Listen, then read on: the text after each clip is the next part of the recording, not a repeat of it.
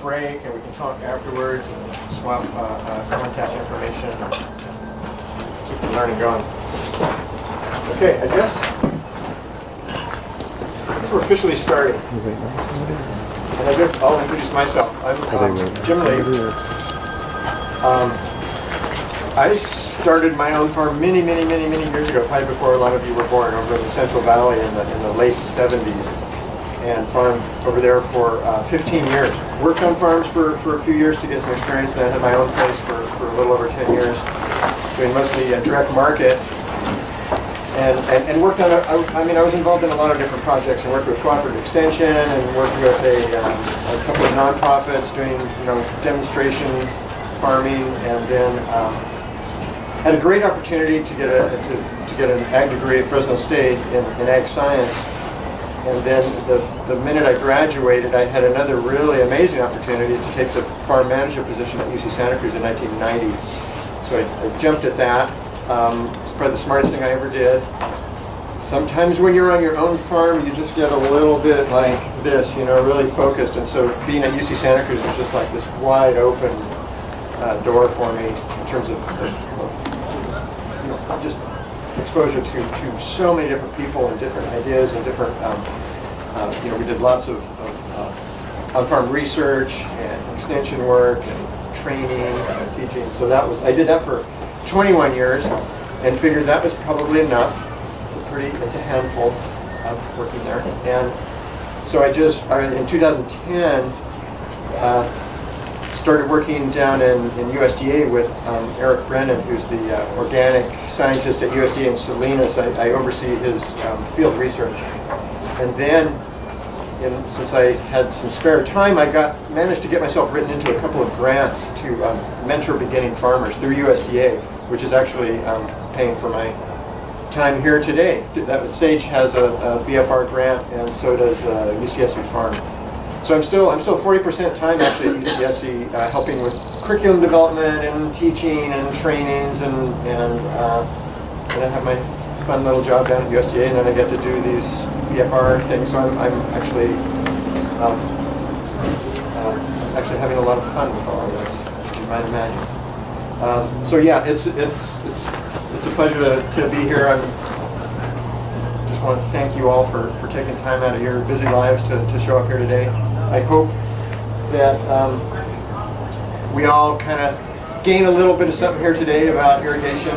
I know it's an interesting topic, and I think it's especially timely with given our drought right now.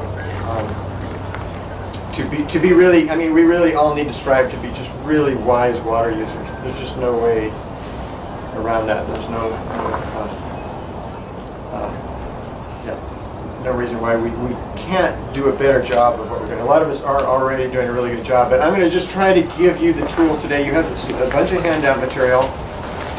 Probably everything you need to know is in the handouts, but I'm just going to kind of step you through some of these concepts. And we're going to start with some very basic stuff. It's going to be review for a lot of you, but I think I want to just kind of get us all on the same page in terms of terminology and what we're thinking about and some of these concepts.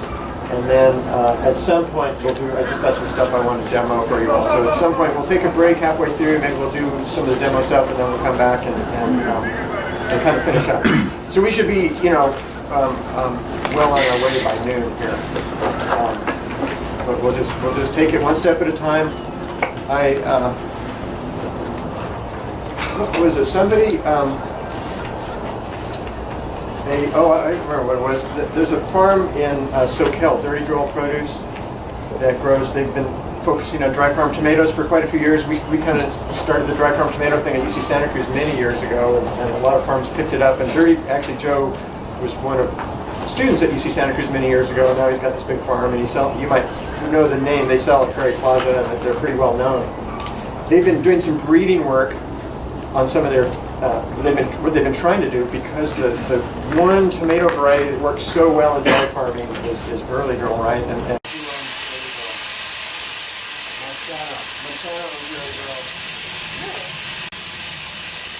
own that. Yeah, they own the rights to that germplasm because they got seminous. Right. Yeah, and right. They used to be a seminous variety. So there's a lot of kind of pushback. It's like, who wants to grow, nobody wants to give any money to Monsanto, right? So Joe has been doing some selections on his because Early Girl's a hybrid. So he's been doing selections and then growing them out as open pollinated. He's been doing this for about 5 years. He thinks he's finally found a variety that is somewhat stable and works. So he's actually selling it at some of his farmers markets as a plant. So the only reason I'm telling you this is I thought that was really interesting. I've been working with Early Girl for years. We've been doing all kinds of selections, and we planted every possible tomato variety you could think of to try to find a variety that would work as good as Early Girl in the dry farm system. Nothing comes close. A friend of mine who lives in Aromas is a tomato breeder. That's her profession. She's got a PhD and she's world renowned for her skills in tomato breeding. So I kind of told her the Joe Shermer Dirty Girl story just to get her feedback. And she went off with all of this stuff about, she just threw a bunch of stuff at me that involved a lot of really complicated breeding terminology, and it's all really interesting, but it went right over my head. And so I'm telling you this today because I don't want anything that I'm telling you today to go over your head, and if it does, just raise your hand and say, wait a minute, slow down, back up, I don't understand that. We have plenty of time, so I want to get through, because some of these concepts, I've been teaching irrigation to the apprentices for 25 years now, and there's some things that you say that people just go, what are you talking about? So I just want to make sure, I want to hopefully keep everybody on track. And I've been getting some feedback from some of these classes, and there's a couple of concepts, hopefully, that I can get across really well. I'll do my best, but like I say, don't hesitate to raise your hand if you're confused. Because, I'm kind of used to this language, and you guys may not be quite as used to some of the things I'm going to be talking about. Okay, and if you're having trouble hearing me, move forward here a little bit, or remind me to speak up. And if you can't, this is as big as we got here, so we'll do the best we can do. Okay, so I always like to start this kind of discussion with just going back to the basics of plant physiology, but also just thinking about water and how water comes into our systems and how water leaves our systems. Because that's what we're just talking about basic hydrology here. We're talking about hydrologic cycle. So we just have to kind of get on the same page. So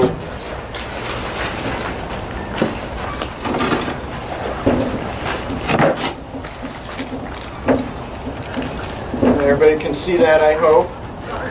That's supposed to be a plant.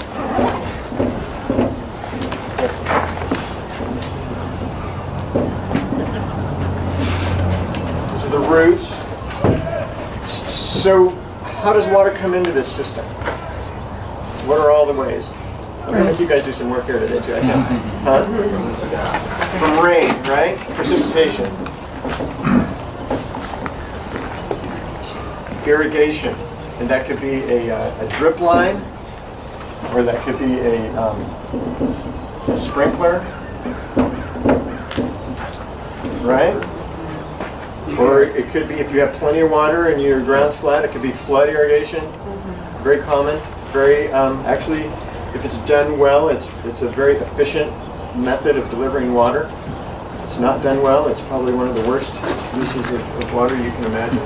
It requires short runs in a perfectly level field to do it right.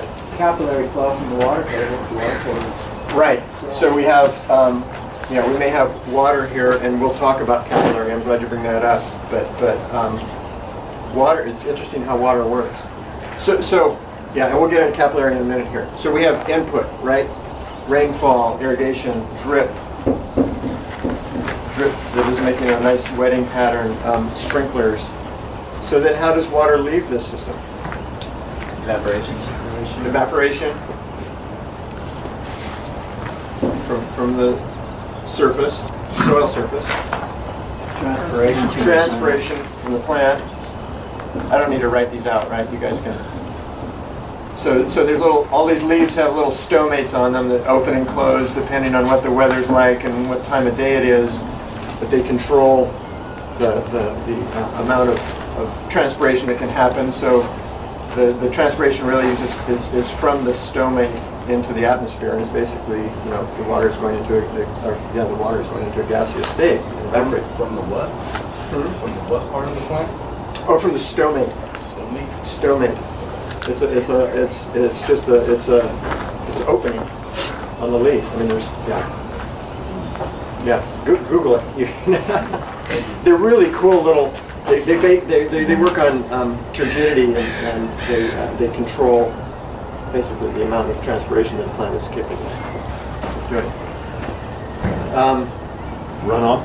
Yeah, runoff. That's why I draw this kind of as a slope, because runoff is another important kind of concept in this.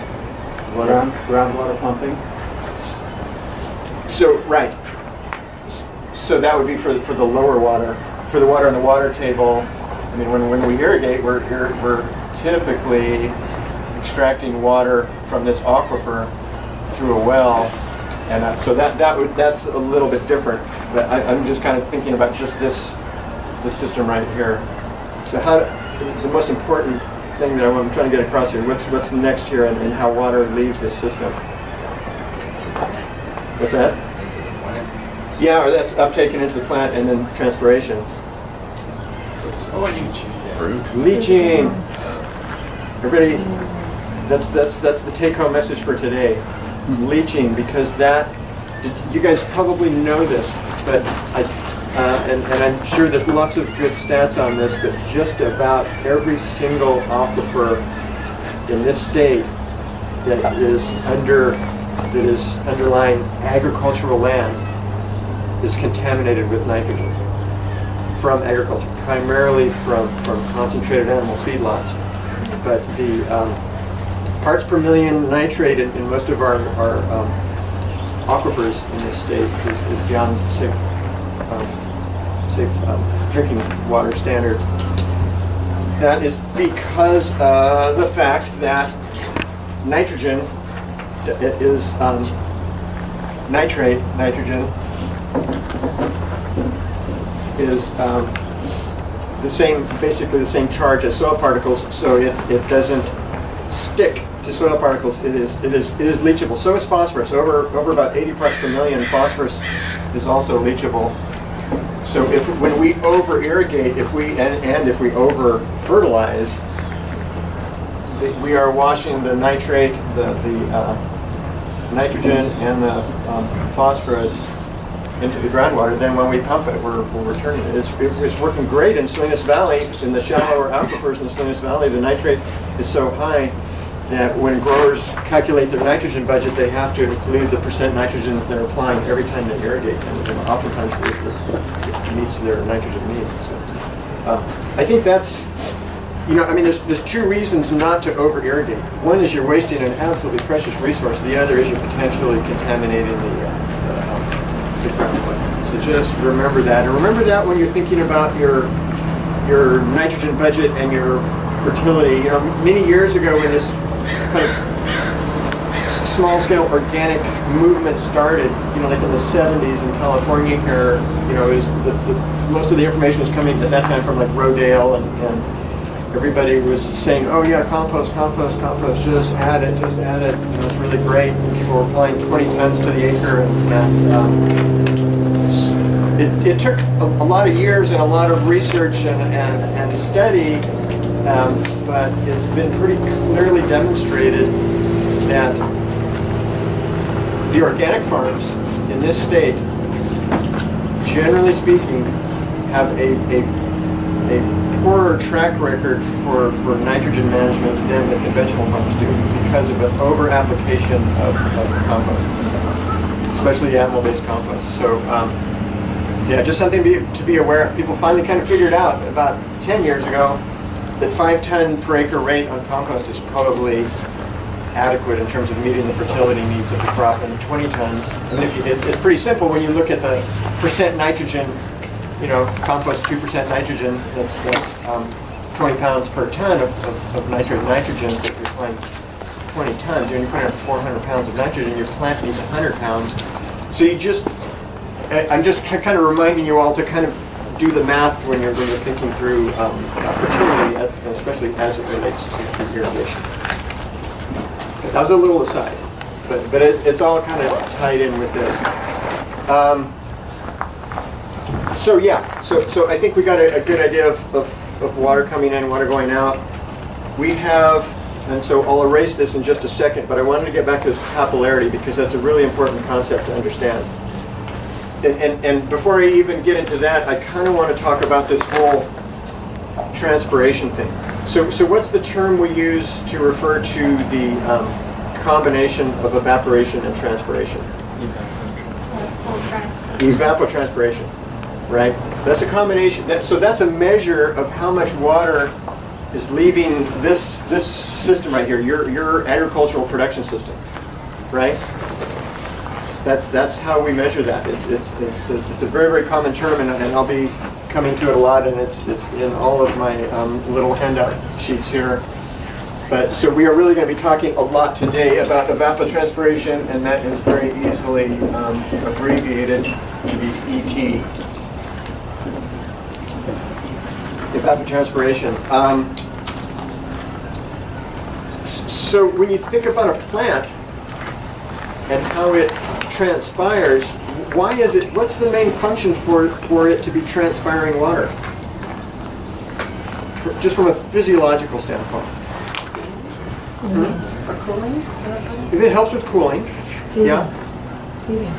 Photosynthesis. I mean, it's critical for photosynthesis. But what'd you say, Dan? Fertilization. Yeah. It's how else is that plant gonna extract our nitrogen and our phosphorus from the soil? So we apply the nitrogen. Let's say we apply compost, and we have some fertility here. The plant's got all these little tiny feeder roots, and these things go into solution. The plant picks them up, but how is the plant going to get them up? The plant doesn't have like little pumps down here. The pump is actually the transpiration, because it has to do with the polarity of the water molecule. This is our little hydrogens, 2 hydrogens and an oxygen. You all know that, right? H2O. It kind of looks like Mickey Mouse. Well, so there's 2 positive charges and a negative charge. So they form a very nice bond, a chemical bond, and they all kind of, it's like if you all were like holding hands, and we all made a line across the field, and you're all holding hands, and I tugged on one of you, it would tug on the rest of you, right? You're all kind of linked a little bit. Well, that's how water is. So when water evaporates, a water molecule leaves here, right? Or a whole bunch of them leave here. And they're all just holding hands with everything all the way down into the soil. And as that water is pulled up and evaporated, it's drawing on the soil water and nutrients to get delivered to all of the various parts of the plant that need those nutrients for fruit development and flower development and growth and photosynthesis and all of those processes. Isn't that kind of interesting? Have you ever thought about it in those terms? I mean, it's kind of interesting. That's this basic plant physiology. But this same phenomenon that works here also just works with evaporation. When soil starts from saturation. So can everybody see this okay? Or should I draw this bigger? Can you see this? So you know what, I guess we'll work with it. So here's all of our soil particles. Our sand, silt, and clay, nicely balanced, and plenty of air in there, plenty of water in there. We get a good rainfall event. All of these pore spaces are very nicely filled with water, right?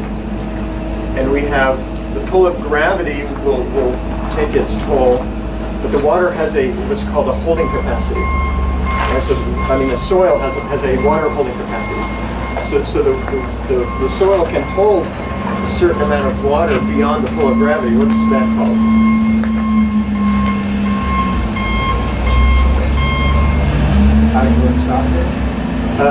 Field capacity.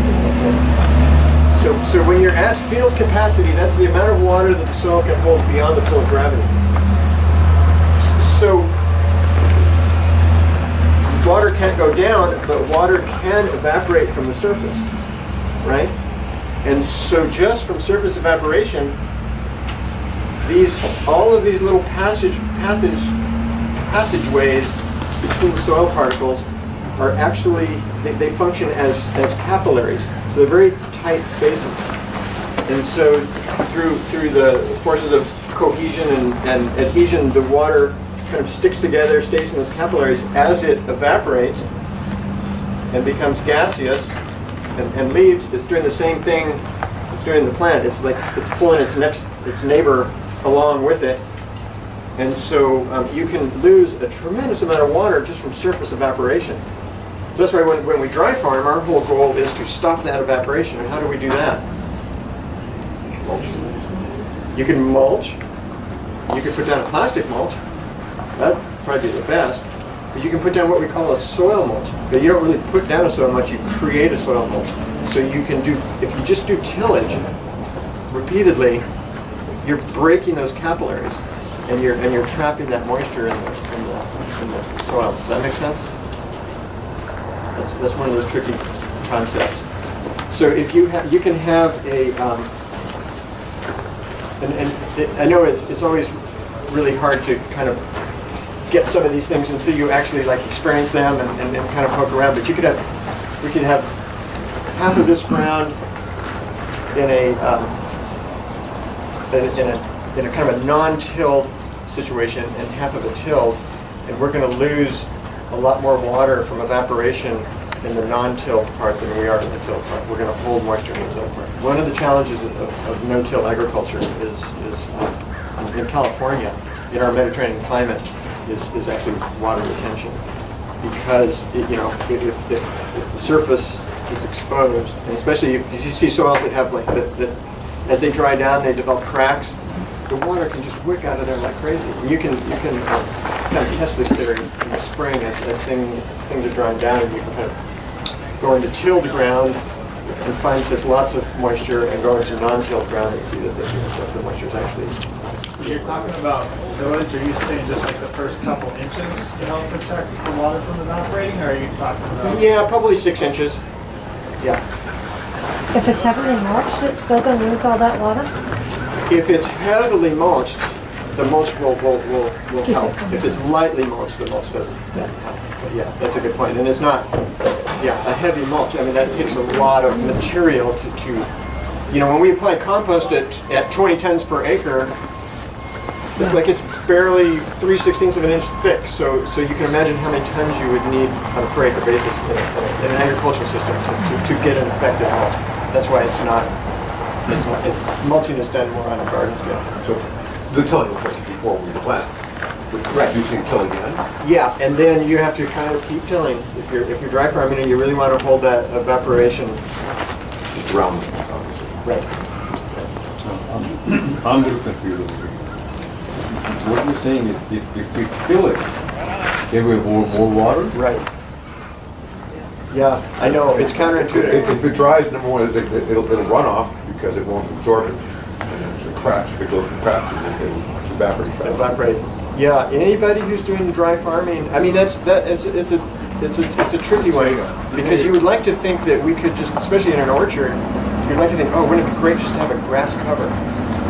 But if you compare the water loss between a grass cover, a mowed grass cover, and a tilled bare fallow, it's extremely significant.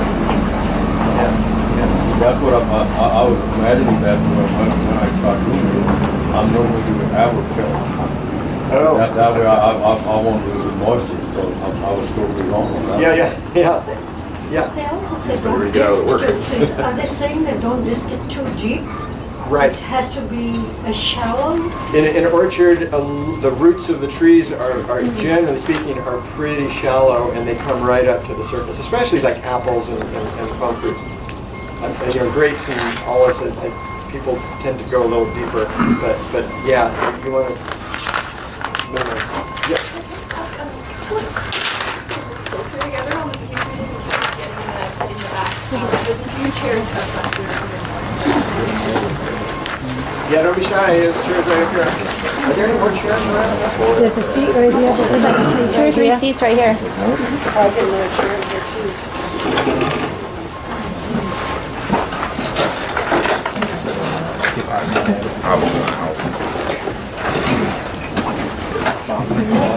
I have a question too, in regards to the tilling, if you have the rows in between. If you, In an orchard? well, orchard, or even if you were to, Plants up together. even plants. If you did like, say, for example, in between the rows, if you did something like maybe fava beans and clover or something like that in between, would that also hold the moisture, or would that just take up? Oh, yeah, so the question was, so what if you planted like a legume, clover, in between your planted rows, you just increase your evapotranspiration loss significantly. So loss. Because those plants are going to be transpiring, actively transpiring. When in the springtime, you know, when you see a cover crop field, you can just look at that field as it's just pumping water out of the ground because of the transpiration. And we'll get into that. That's exactly why we're here today, to talk about evapotranspiration. By the end of the day, you'll be like, oh, okay, now I get it. Because that's really what we're talking about is evapotranspiration. And then what we're going to really kind of look at is, so now that we have all this information about evapotranspiration, then how does that relate to how we think about irrigating to meet the loss, or to balance the loss of it, right? Because that's our whole goal in irrigating a crop is we want to do a rough calculation on the evaporative and transpirative loss, and then reapply that amount to the grown crop. So that's what we're going to kind of get into. So a cover crop is kind of a balancing act between losing too much water but keeping your soil fertile. You got it. Okay. Yeah. So in fact, there was just an op-ed piece that I saw last night. It was a commentary about the drought in the Central Valley, and the author was saying, you know, we need to have more cover crops. And no, that's not right. That would actually use more water. But the idea is a cover crop increases soil organic matter, and soil organic matter helps hold water. But if you look at any farm's water budget, anytime you add a cover crop, you are applying more water. Will you be saying some more about what this multiple tillage looks like during the season? How many times is it done? Yeah, a little bit. Yeah. Well, maybe at the end, we can kind of save that for the end, and we can just kind of get into a very specific discussion about dry farming, because I know everybody's interested in that. And this is not necessarily the year to be doing dry farming, because nature has not provided us with a lot of deep moisture. So we would have to do dry farming this year. You almost have to pump more groundwater to fill your root zone. So it goes a little bit against what we're ultimately trying to do by saving. Any other? Yes, I don't know if this is going to make sense. I hope it does. Okay, after, so the point of I understand capillary action and how the water is pulled up, but does it only really pull up after it's hit field capacity, which means it can no longer gravity is no longer pulling that water down, so then it starts to? No, as long as there's moisture near the surface, that it will continue. Okay, cool.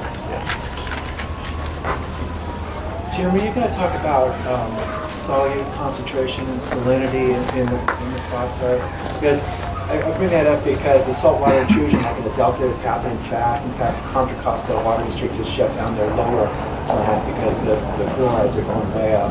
And also because the drip irrigation is raising salinity in the fields in the Central Valley. Are you going to talk about that some? Oh, yeah, so the question is about salinity, and I'll just cover that very briefly. And the problem with salinity really is it starts, I mean, there's two ways to get salts into your system. That's animal-based manures and salty water. That's it. Or if the parent material is salty. But salts do leach.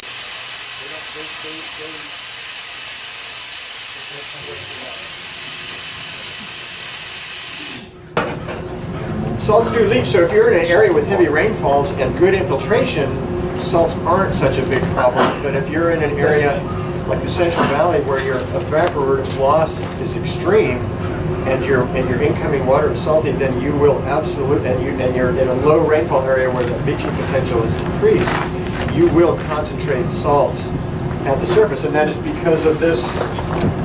When that, let's just say you have a high salt content in the water in these soil particles, and what's happening then when the water evaporates? The water molecules are saying, bye-bye salts, we'll see you later, and they leave them all right here on the surface because they're not welcome to go into the atmosphere. So you can get concentrations of salt that will certainly impact your plant growth. And it all depends on how you set up your irrigation system as to how you mitigate that. Because salts typically will move, say like if this is our drip line, right, and this is our wetting pattern here, the salts will move to the edges of these areas. So if you plant your plant right here, in your drip lines here, you could potentially push salts over and concentrate them in the area right adjacent to your plant. So you just have to think about how to irrigate to mitigate salts. But that's and some of you may be actually having to deal with this. But generally speaking, we're pretty fortunate here in our region as a whole. I'm talking about Greater Bay Area and Central Coast. We're pretty salt-free.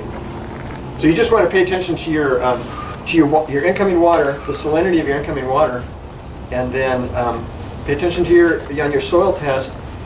Electrical conductivity (EC) is your indicator of salts, and if your EC is in the range of 1 or 1.5 or even 2, you're okay. When you get into 3 or 4, you start having problems, and different crops have different sensitivity levels to salts. So yeah, we all need to pay attention to salts because that is a huge problem. But it's primarily a problem in extremely arid regions that are already dealing with salty water. And salts, yeah. I mean, that could be a whole workshop in itself, just talking about salts anyway. Comes in on fertilizer, doesn't it? Mushroom compost is very salty, and anything animal-based would have a high salt concentration. Yeah. Regular fertilizer like nitrogen, do they contribute anything to make it more salt? Well, just that, yeah, they do, but that usually is okay. It's usually leached out. Yeah. But the kind of the problem salts are like when you get chloride, and especially sodium chloride. I mean that's like the worst. And that's because yeah. I think animal manure is a source of salts. If it's decomposed or aged, is it the same? Yeah, so the question was if animal manure is decomposed or broken down or well composted, is the salt still going to be there? And yeah, the salt tends to stay concentrated unless it's somehow been leached out through the process. But you would never want to leach. You would never want to have enough water on your compost to leach the salts because you would also leach the nutrients.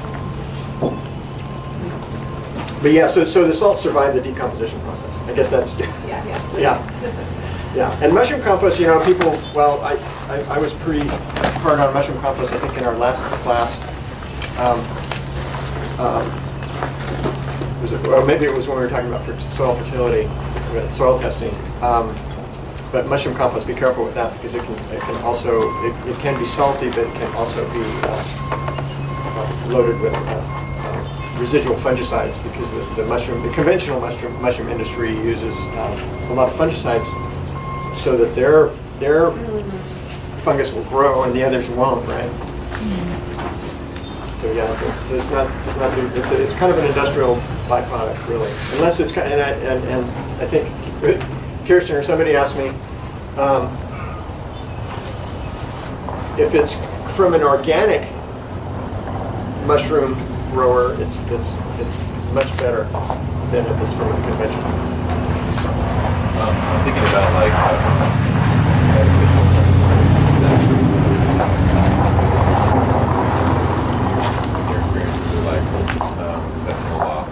those, say like beetles or something like that?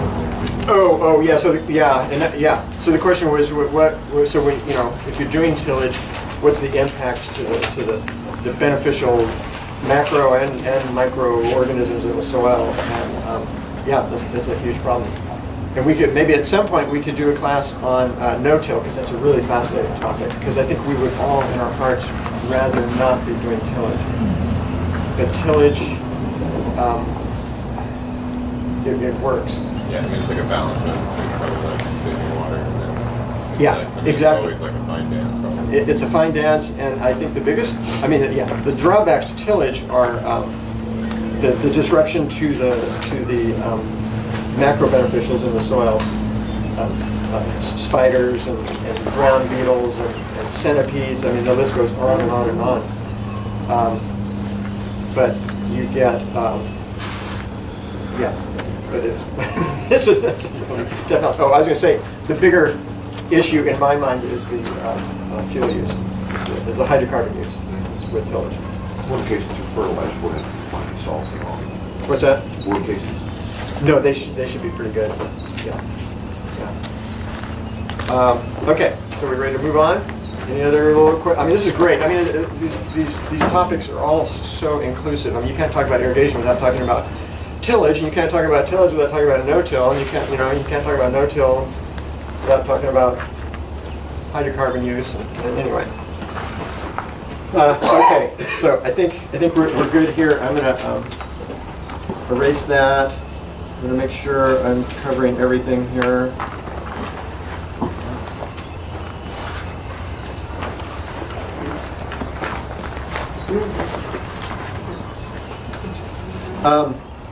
So yeah, just a little bit of the terminology.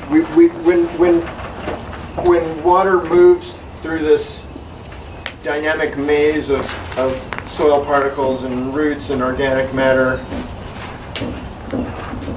and what is that called? This is an important one. It's an important one to understand if you're irrigating. There's infiltration, right? Ah, darn! I was just right at the tip of my tongue.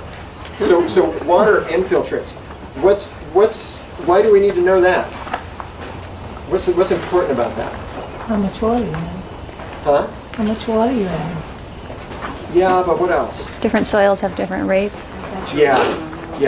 Every soil has a different infiltration rate, and the infiltration rate is directly related to your irrigation design in terms of your output.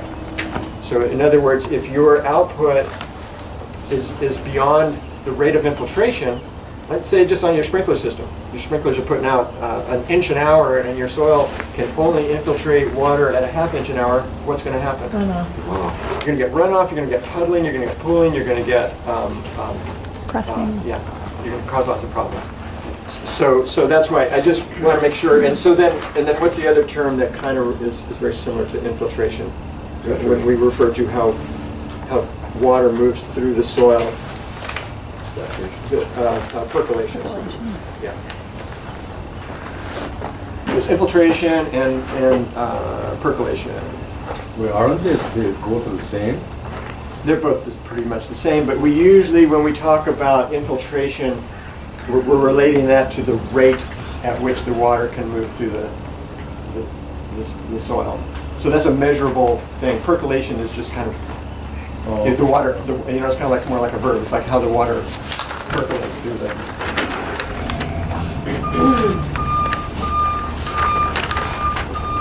Infiltration, percolation. Okay. What's it called when we get a heavy rainfall event and every pore space in this matrix is filled with water? Saturation. Saturation, yay.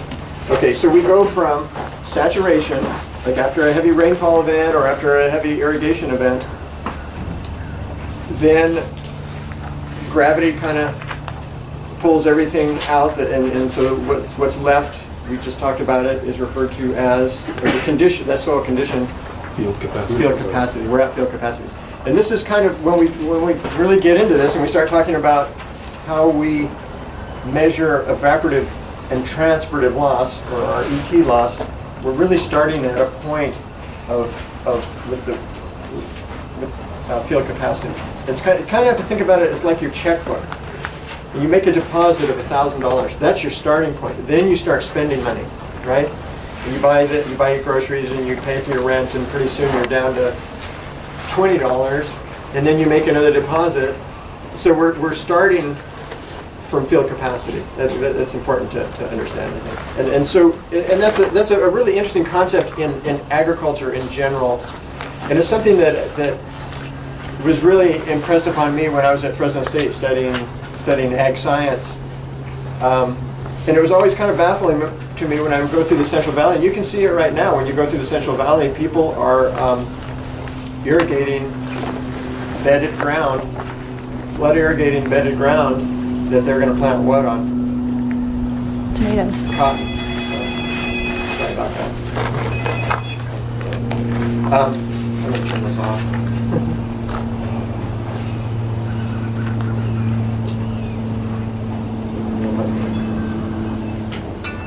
Okay. Acres and acres of cotton. They all start this time of year pre-irrigating. They're flooding those fields. They're saturating that ground. They're getting that ground to field capacity because they're going to come back at April 1st or April 15th, somewhere in that window, and they're going to plant that cotton to moisture. They're not going to irrigate it up, but they're starting with that deep moisture, and that's kind of how we have to think about this. You don't ever really want to get yourself in a situation when you're growing crops, especially intensive vegetable crops, where you're starting with bone dry soil, you plant the seed and then you irrigate. You want to start from moisture and plant your seed and then do a light irrigation. And this really kind of goes back to weed management, which we talked about last time here. Because you want to germinate all those weeds with your first good deep irrigation, fill that root zone, and then you can start your crop establishment, encourage deep rooting, and then you've got good weed management, and you're off to a good start. And then you track your evapotranspiration and apply water as needed throughout that growth cycle of that crop. I just summed up my whole talk right there. What's the difference between saturation and field capacity? Saturation, I mean, the soil is this is the mineral fraction. What do we want to call that? We'll just call it mineral fraction. And the rest is air, water. And we always want to leave a little bit in there for what? Organic matter. Organic matter. Organic matter, microbes, mycorrhizal fungi, and roots, and plant roots, and things. But so saturation basically is the water has pretty much dominated the air component. And field capacity, there's a nice balance of air and water. And the soil is still holding onto water. So in saturation, generally there is no more air? There's very little air. There's always air in there, but there's very, very little. And you don't really want, saturation is something you really try to avoid. When you saturate soil, you push out a lot of the air, and if you have a crop in the ground, like if we have a really, really heavy rainfall, you'll notice the cover crops this time of year or especially like a cereal crop, will start to turn yellow. That's from denitrification. That's just because the plant can't access nitrogen because the air is so limited in the soil. So now the field capacity is going to be dependent on what kind of soil you have. So it's not just a constant unit. That's right. Yeah, all depends on soil type, and clay and sand fractions. Okay. And so then what's it called? So we got our plant growing in here, and the plant has transpired a whole bunch of water, and the gravity has taken its toll here, and we're getting to a point now where there's still water in the soil, but the plant can't get it. So the plant's starting to wilt. What do we call that? Thirsty. It's called a permanent wilting point, and that's what we're trying to avoid. That's the point at which the plant can no longer extract water from the soil. Even though the water's still there, the water is so tightly bound in soil particles that it's a tug of war between the plant roots and the charge on the soil particles, and the soil wins when you reach permanent wilting point, and that's the point at which the plant can't really recover. So that's what we don't. That's what we want to avoid, right? Okay. How does the plant reach that point? Is it too much of water in the soil? What's that? How does the plant get to that point of permanent wilting? Well, how does it lose the battle?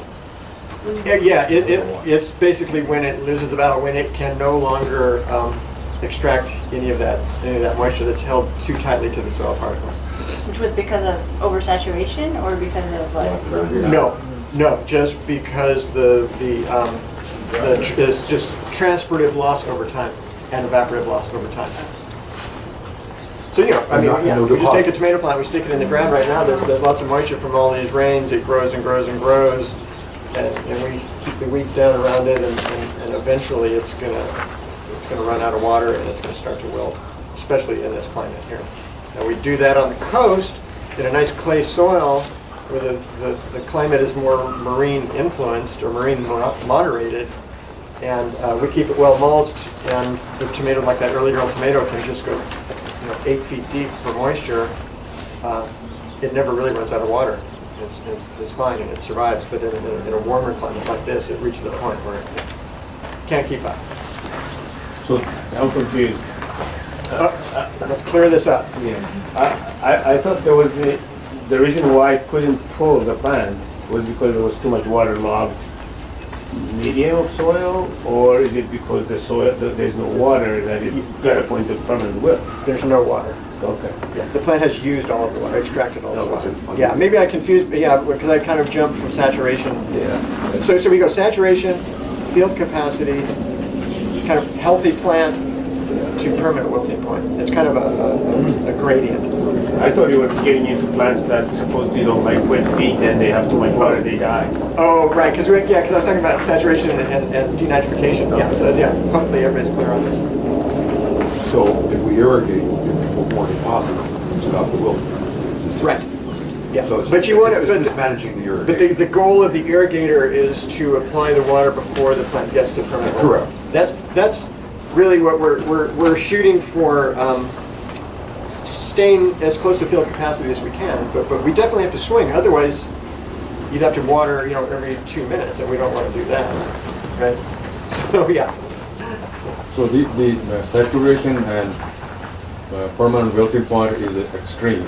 Right. You never want to reach there. Right. Yeah, you don't want either of those extremes. You want to kind of stay in the middle. So what you're talking about really is water potential, right? Because you have the soil particle and the water is adhering together. It gets to a point where the plant can't pull the water off of the soil particles. That's right. Yeah. That's exactly what I'm thinking. Yeah, thanks. Okay, are we ready to move on? Let's see what's next here. So, let's erase this.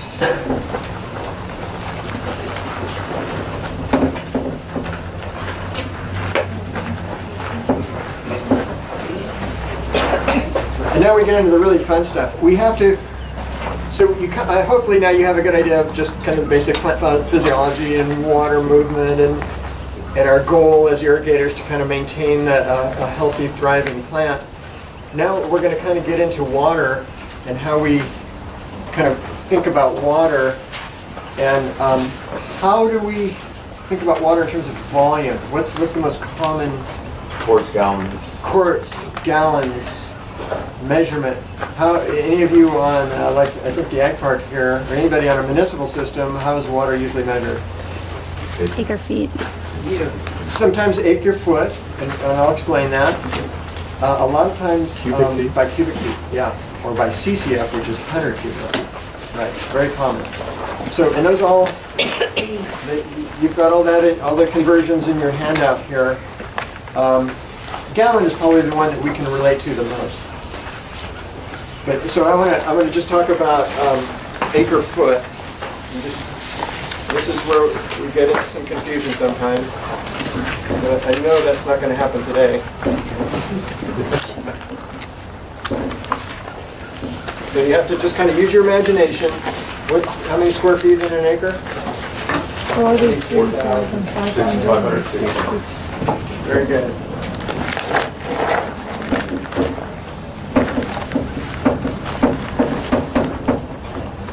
$43,560 square feet. So if you had your little pocket calculator and you put in 43560 and you hit square root, you would get what? 208. Something. Yeah. 208 is close enough. So that's 208 feet by 208 feet.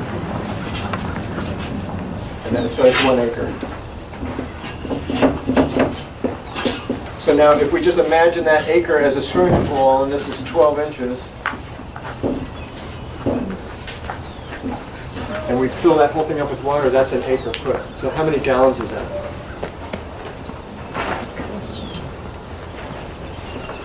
325,000 Olympic swimming pool size. 3, 2, 5, 8, 51.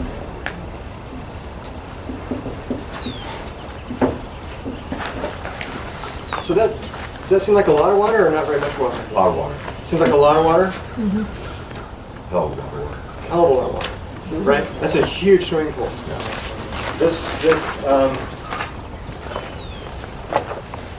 Well, if we just go over 100 feet on this field and take it from end to end, that's 1 acre. You know, 100 feet is kind of hard to visualize. To the greenhouse is 400 feet. You can kind of see, actually, to the 1, 2, 3, it's actually 3 acres to where you can see the green cover crop out there, the cereal cover crop. That's a 3 acre block. So if we had if our swimming pool was here and it's filled with water, it sounds like a lot of water. Doesn't a million gallons seem like just a huge amount of water? It is. It is. Sounds like a lot, but we're only supposed to use 174 gallons per house. You know, Right. 325,000 gallons of water or something that's just insane. Right, and so if you could imagine a tank that would hold that much water, it would be a pretty big tank. Yeah. So that's why I just want you to conceptualize that kind of that acre foot. What do we typically use as farmers on an average crop in an average year in California per acre in terms of water? What do strawberries use? What's a strawberry grower? How many acre feet does a strawberry grower use in a year on 1 acre? 300 feet per year. They can do it with 2 in Watsonville. Probably here, probably 3. There are some people actually using 5. They are mismanaging their resource, and we'll get into the specifics on that in a little while. What does an average lettuce crop use? I mean, lettuce is in... acre feet. Yeah. So if you're using 3 acre feet, say you have a strawberries here, using 3 acre feet, that's 1 million gallons. Just kind of putting it in another perspective, how much water do we get in rainfall here annually? 15 inches. So you're getting a little over an acre foot every year in rain. So when it rains, this is the place that stumps a lot of people sometimes. So when we get an inch of rain, is that over? I mean, conceptually, an inch of rain when it rains, it's over an entire area, but you could put out a little tiny cup and you could capture an inch of rain, or if you had your whole acre lined with plastic and it was level, you would fill it 1 inch, right? So an inch of water, when we say an inch of water, we're talking about, the area is not important. If you take a square inch or a square mile, we're still getting uniformly an inch of water. So I'm going to have you thinking about irrigation application rates in terms of inches. But, so we have to think about, and if we wanted a 1 inch of water is how many gallons? Who's got their calculator? You just divide this number by 12, right? It should be 27,000. This is acre foot. This is acre inch.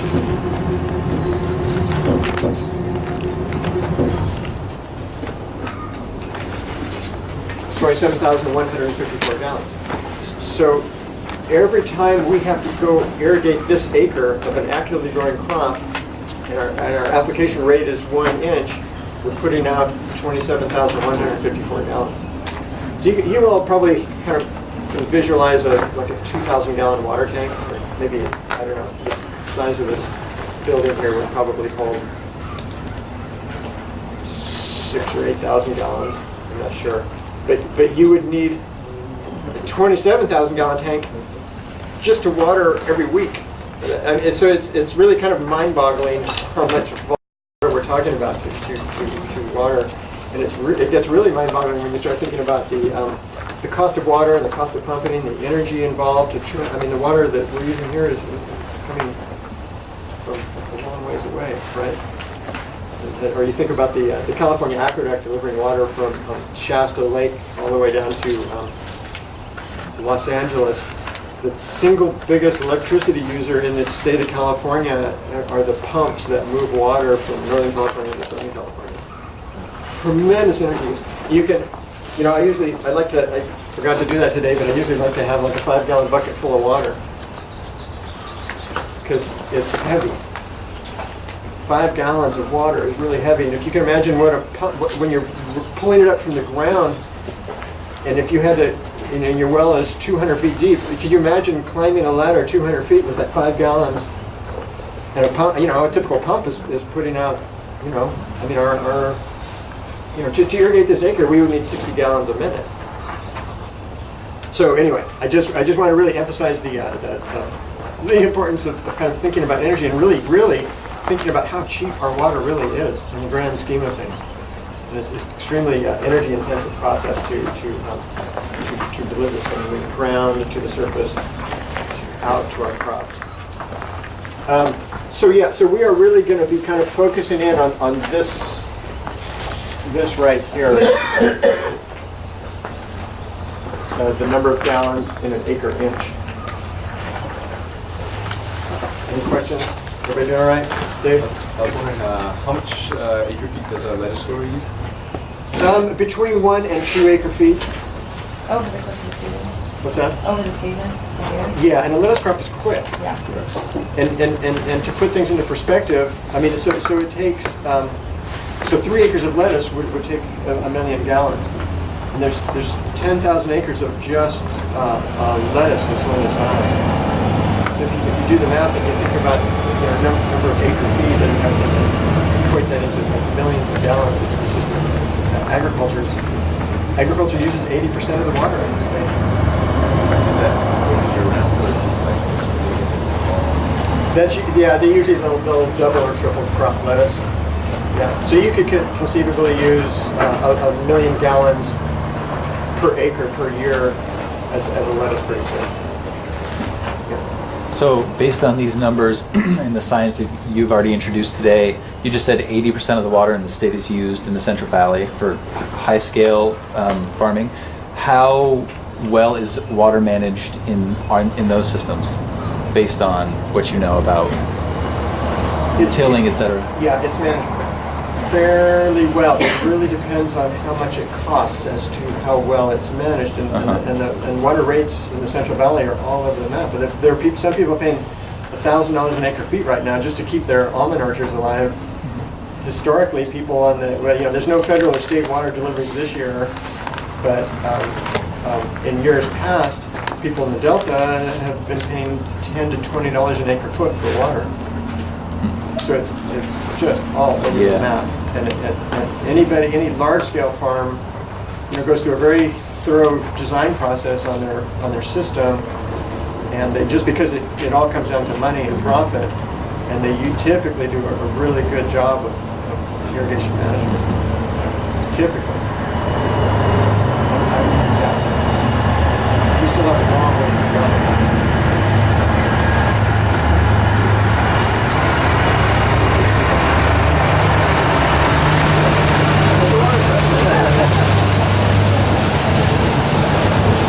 That's great. That's perfect for our irrigation plan. I understand sometimes they're happening in all private properties, we have a well. So they, free water, they got no meter on it. But I understand sometimes putting the gas on, use it. I know it's going to stop it, right, once they put it on. Lots of, and then it was less often, or no, how often? Oh, I don't really. I mean, yeah. So the comment was just about the kind of the politics of water now that we're in this drought declaration, and there's a lot of questions and concerns about overdrafting aquifers and capping wells, and it's very politically charged, and yeah, this is going to be a really interesting process for the state to go through. They're all right. Yeah, and people, I see that all the time in our region, in Pajaro Valley and Watsonville. I mean, the growers feel like they have a right to the water that is under their feet. But what people don't, I mean, we all need to come together as a population and really think this through. If an aquifer is overdrafted, it can potentially be damaged to the extent that it can never be recharged to the point that it was historically. So the more you overdraft, you're causing potentially permanent damage to the aquifer and just limiting future quantities of water. And that's not, I mean, if we're all kind of thinking in this together, that's not right. But no one has the political clout to tell the farmers, no, you can't use any more water, because it's so tied to our economies. So it gets really political and lots of litigation, lots of lawsuits, lots of there's going to be a lot of questions about adjudication, which is the. How could we tell? By using our water, how could we tell when the aquifer is? Oh, there's plenty of data on groundwater levels statewide. Yeah, and most basins are in overdraft. Yeah, and it's causing subsidence, and it's definitely impacting the overall health of the aquifer. He said his well was told they had to stop pumping because it was overflowing from the rains, and of course they were pumping it. There's he said they had to stop pumping because it was overflowing. Right. So that might be it is. Interesting. Yeah. It's a really interesting topic to me. Thank you. Yeah. Jim, in 2012, 2013, the Central Valley, the aquifer lost, there was 8 million acre feet pumped out of that aquifer. And some of those farmers are reporting that the level of the groundwater dropped 70 feet. What is the typical cost, electrical cost, for pumping 1 acre foot? For your cost, just your energy costs? All I can tell you is I used to pump. I'm sure that information is available. So the question was about cost to pump water, and it certainly depends on the depth. But I used to pump at 100 feet, 200 gallons a minute. You know what? I'm not even going to venture a guess, but it's Because we'd say it's free, but it's not really free because people call it free. In fact, in this op-ed piece that I read this morning, they refer to the water, the groundwater, as free, but it's not. The only cost to the grower is the cost of maintaining the well and the electricity or energy. A lot of times the wells are converted to diesel, or the pump is converted to diesel. It's the cost, the energy cost to raise the water. And that cost is going up with the water level going down. Absolutely, and there's if you want to drill your well deeper because it's too shallow right now, there's about a 6-month waiting list with the well drilling companies because everybody's doing that. Yeah, okay. These are good. These are great questions.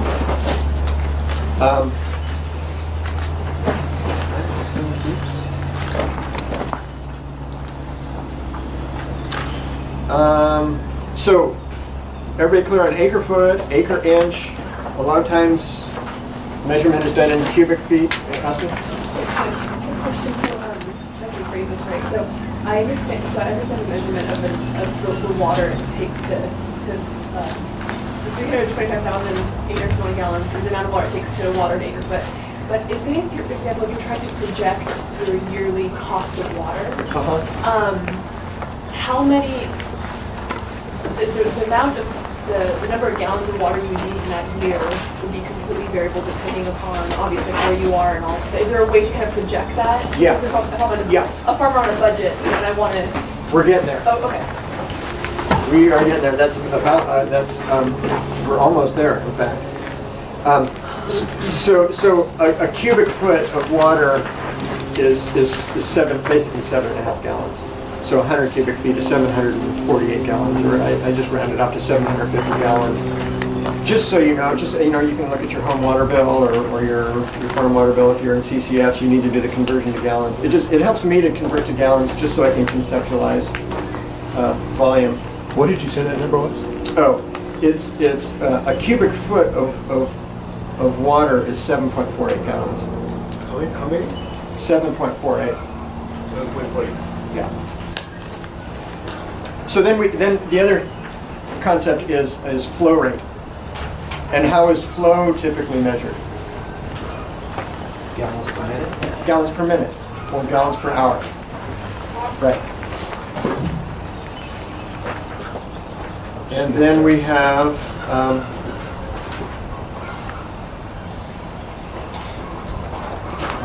the other measurement for water is pressure, right?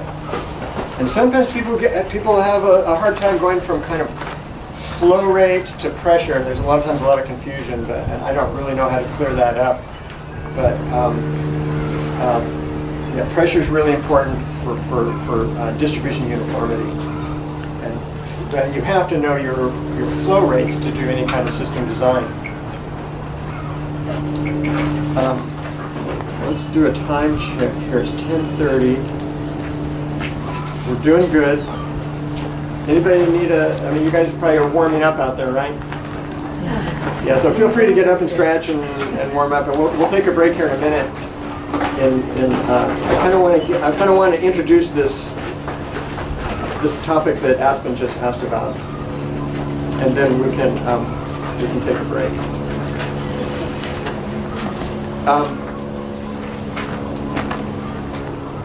Are we ready to go there? Yeah, I think we are. When you say pressure is important, that's important only if you're doing drip or Drip or sprinklers. That's for right. open flood, it doesn't really matter. Pressure doesn't mean anything with flood, but yeah, for drip and sprinkler irrigation, pressure is really important to monitor and regulate. Yeah, absolutely critical. So, let's see how we should do this. Let me erase this. Oh no, the black doesn't like to. I forgot about that.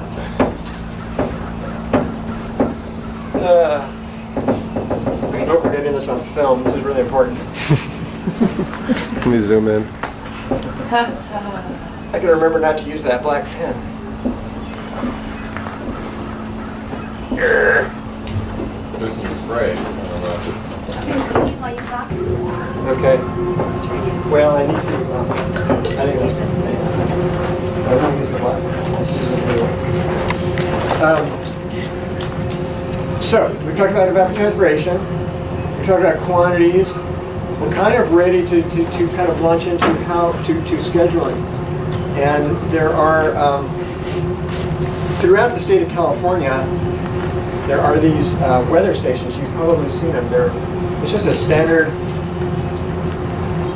weather. It's like a little tripod, and it's got a wind vane, and it's got a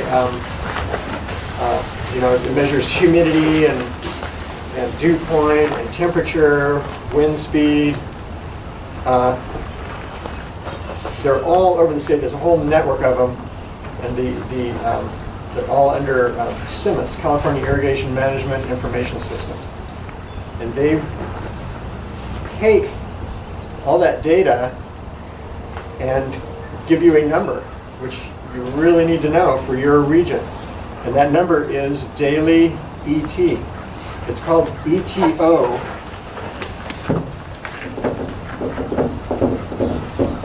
And that's referred to as, that's the reference evapotranspiration rate. And that is an estimate based on all of those factors that it's measuring. It's an estimate of how much water a crop, let's just say, I mean, they usually use either alfalfa or Sudan grass or a crop, something that's, you know, a very dense stand of an actively growing crop. It's basically a measurement, a daily measurement of how much water is evaporating and transpiring. And they've worked through all the math on this. The originally, and they still do this, you can plant out a dense stand of a crop, put it on a scale, right, and weigh it, and calculate how much water is leaving just by weight. So they've worked through the science of this very carefully. They have all the information, so they can extrapolate evapotranspiration just from solar radiation and wind speed and temperature, you know, as it fluctuates throughout the day. So all of these weather stations are reporting a reference evapotranspiration rate for every agricultural region all the way through the state. You can access this information through the easiest way, the way that I do it, is just through the UC IPM webpage, UC Davis, and they have a just click on I think it's called weather information or weather data, and then find the closest CIMIS station to your area. I just did this the other day for just for fun for Gilroy, for a talk I'm doing next week, and got the ET rates. You can go back. They'll give you averages. They'll give you, you can go daily throughout the whole year. You can look at monthly. We always use this at UC Santa Cruz, and most growers use this information. Basically, the bottom line is, in Watsonville, Santa Cruz, the kind of the coastal moderated areas, the daily evapotranspiration rate through the summer months, through your active growing season, is usually about 0.15 inches per day. In our region here, this would include Gilroy, Morgan Hill, Sonoma Ag Park, it's about 0.25 inches per day. This would be like June through, you know, September, your active growing season. So this is, the important thing to remember is this information is, this is evapotranspiration for a crop in full canopy. So when your corn is, you know, if you look down from above, from a really tall ladder, and you don't see any ground, any bare ground, that's full canopy. So when your crop is in full canopy, and you have your estimated weekly use, you would base your irrigation application rate on that evapotranspiration rate. Does that make sense? So that rate is same for all the crops, or it's pretty much the same for all the crops. There are some variations. If you really want to get into it, you know, there's plenty of information that would give you what are called KC values. And I explained this pretty well in the handouts. But the KC values are crop coefficients that would give you a number, and it's usually 1 or 1.2 or 0.9. It's usually really close to 1 that you multiply the EC by to give you your and that number would be at IPM webpage also? You have to do a little, to get the KC values, you can get them through the IPM website, but it'll be a separate document. But you can get KC values for most crops. But here's the everybody wants, I get calls and emails all the time, it's like, well, I just want the number. What's the number? Give me the number. You kind of have to get the number yourself. You have to know your ET. You have to know your crop. Very, very basic. If your crop is at 50% canopy, it's 50% ET for your evaporation. If your crop is at 25% canopy, it's 25% of ET for your weekly irrigation scheduling. If you just planted your crop and it's about that big, you don't even really need to think about it that much. You just, it doesn't need very much water. The general tendency is for people to overwater their young plants. And all you're doing is leaching nutrients and spoiling your crop. What you're doing is you're encouraging shallow root development. So which you don't want to do. You want to encourage deep root development, which kind of comes back to what we talked about earlier with this whole notion of pre-irrigation, getting your soil to field capacity, letting it dry down. Here's the whole key to success for small-scale diverse vegetable farms. Irrigate, put on enough water that you're not saturating the ground, but you're bringing your root zone to soil capacity. Just your root zone. That's what you're worried about. And there's I think I gave some information about water holding capacity for different soil types per unit of depth. So get your pre-irrigation on there, get your flush of weeds, control your weeds, and then plant. And then you start your checkbook, right? Your scheduling, and you can. So to get back to your question, Aspen, you can, if you know what your average annual ET rate is, which you can very easily get, then you can kind of make a little map of how your farm is going to work out over time. And basically, for most operations like this on this scale, you're going to use if you're in like full-on production, you're not going to use much more than 2 acre-feet if you're doing a really good job in a season. If you're half fallow, half in production, or you're going to use about 1 acre-foot. That's kind of the general rule. So yeah, you probably wouldn't be using more than about 2 acre-feet, because we do in an average year we do get rainfall. This year is a total anomaly because we're already starting from such a deficit. The ground is dry. So this year you got to bump those numbers up, but on an average year, yeah. Okay, so I get slightly tripped up on one concept, and that is when you say like lettuce uses 2 to 3 acre-foot of water a season, and you just also made the same comment about this area in general. Does that refer to how many acres, or is that even important? Like lettuce uses 2 to 3 acre-feet in a year for 1 acre, for 2 acres, and then. Oh yeah, it's per acre. But it's kind of like the rainfall thing. Okay. Yeah. Yeah, but I can see where that could be confusing. Usually when we're talking about a crop using 1 acre-foot, we're referring to an acre of productive crop. So okay. So that's assumed that you're talking about 1 acre of produce. Okay, thanks.